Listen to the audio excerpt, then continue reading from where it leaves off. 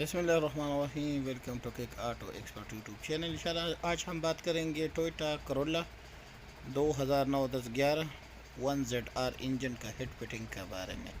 सबसे पहले हमने हेड को लगाकर इसके तकाए फिट करने हैं और इसके ऊपर जो छोटे छोटे केप होते हैं वो केप लगाने हमने एक साइड पर तकाए फिल करके लगाने हैं और फिर छोटे छोटे केप इसके ऊपर जो हमारे तकाए है यही तकाए पर हमने लगाने हैं,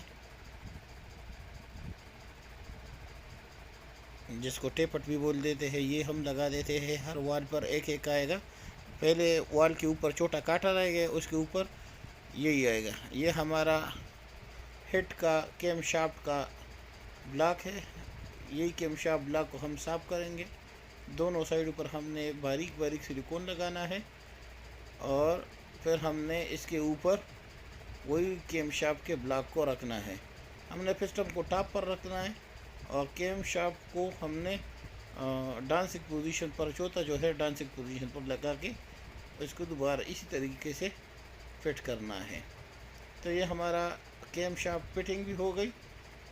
इसी तरीके से हम सारे 12 नंबर जितने बोल्ट है वो लगा देंगे और इसको कसेंगे तो हमारा बराबर हो जाए। इसी तरह इधर एक रबड़ आएगा और 2 रबड़े जो है ये कैम के ऊपर आएंगे। ये भी आपने ज़रूरी लगाने हैं।